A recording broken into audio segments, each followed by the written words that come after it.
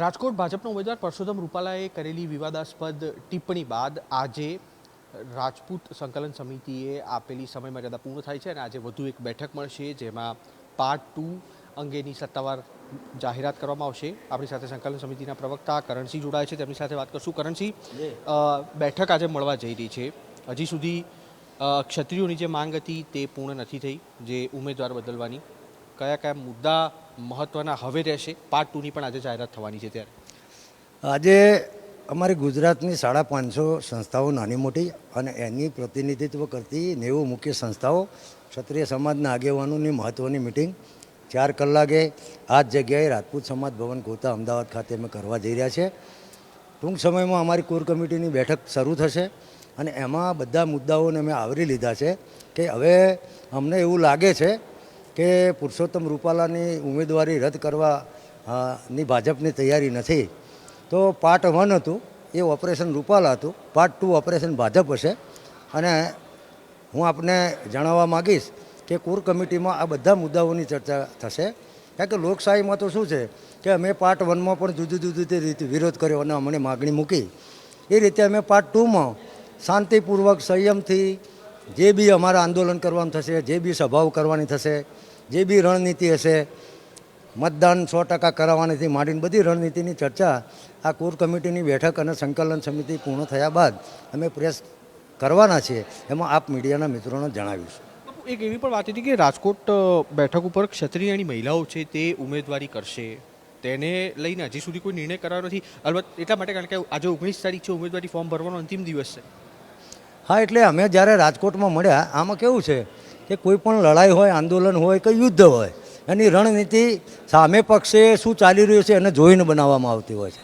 એટલે રણનીતિમાં ફેરફાર થતો હોય તો એ ભાગરૂપે અમારા આગેવાનો નક્કી કર્યું કે ભાઈ આજે અત્યારે આપણે જે મહિલાઓનો ફોર્મવાળી જે વાત હતી એ આપણે રહેવા દઈએ છીએ, કારણ કે એના લીધે ઈવીએમ મશીનની અમારો ઉદ્દેશ એ હતો કે ઈવીએમની જગ્યાએ મતપેટીથી બેલેટથી મતદાન થાય, પણ એમાં અમારા પૂર્વજોએ આ દેશની ઘડતર માટે, અખંડિતતા માટે બધા રજવાડો આપી દીધા અને દેશની જે નાણાકીય સ્થિતિ છે એમાં ખોટા નાણાંનો વ્યય ન થાય અને રણનીતિના ભાગ તરીકે મતો આઘા પાછા ન થાય અને અમારો ટાર્ગેટ છે કે ભાઈ ભારતીય જનતા પાર્ટીનો ઉમેદવાર કઈ રીતે હારે, તો એ રણનીતિના ભાગ તરીકે અમે આગળની રણનીતિમાં સુધારો કર્યો છે। એમાં કંઈ બીજી કોઈ વાત નથી કે આંદોલન મોકૂફ રાખ્યું અથવા બીજી કોઈ આમાં ચર્ચાના અવકાશ છે એવું કશું છે નહીં।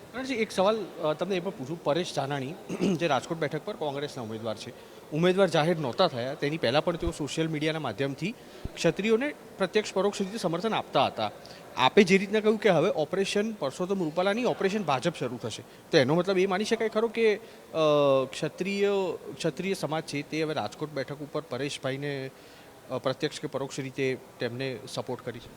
જો આ યુદ્ધ છે, આ એક આંદોલન છે અને એમાં જે બી અમને સપોર્ટ કરે એ વેલકમ હોય, કારણ કે લોકશાહીમાં તો કેવું છે કે ભાઈ તમે કોઈ સાચી વાત લઈને નીકળ્યા હોય તો અમારી વાત સાચી છે કે ભાઈ અમારી અસ્મિતાને ઘા વાગ્યો છે અને આ કંઈ એક સમાજની વાત નથી, અમને ઘણા બધા સમાજોએ ટેકો આપ્યો છે, પ્રજાએ પણ ટેકો આપેલો છે। એટલે આમાં અમારી જે રણનીતિ છે હવે ચોખ્ખી જે અમે સંકલન સમિતિની મિટિંગ પછી જાહેર કરીશું, તો અમારા ભાજપના વિરોધથી કોઈ પણ વ્યક્તિનો ફાયદો થાય તો થાય અને એમાં કોઈ વ્યક્તિ અમને મદદરૂપ થવા આવતો હોય તો એ આવી શકે છે, એ આ ગુજરાતનો નાગરિક છે। એટલે અમે ના પાડીએ કે ભાઈ તમે દૂર રહો, અમને મદદ કરે। અત્યારે હાલ ભાજપ માનો કે આ આંદોલનને શાંત કરવા માટે એમ કે ભાઈ પુરુષોત્તમભાઈ રૂપાલાની ઉમેદવારી અમે ખેંચી લઈએ છીએ, તો અમે અમને થેન્ક યુ કહીશું ને વેલકમ કહીશું। એટલે આમાં કોઈ વ્યક્તિગત કે વ્યક્તિના હિતની વાત નથી, આ જનરલ વાત છે। એટલે ભાજપમાં ઊભા રહેલા ઉમેદવારની સામેના કોઈ પણ ઉમેદવાર હોય અમે એમાં પડતા નથી, પણ અમે ભાજપનો વિરોધ કરવાના છીએ, નક્કી છે। અને બાય ડિફોલ્ટ એનો જે લાભ જેને બી મળવાનો હોય એ મળવાનો છે, એ સ્વાભાવિક વસ્તુ છે। ધન્યવાદ। કરણસિંહ આપણી સાથે જોડાયા હતા। ઓપરેશન 1 જે પરસોત્તમ રૂપાલા હતું, હવે ઓપરેશન ભાજપ રણનીતિનો ભાગ રહેશે, જેને લઈને સત્તાવાર જાહેરાત છે તે બપોર સુધીમાં થશે।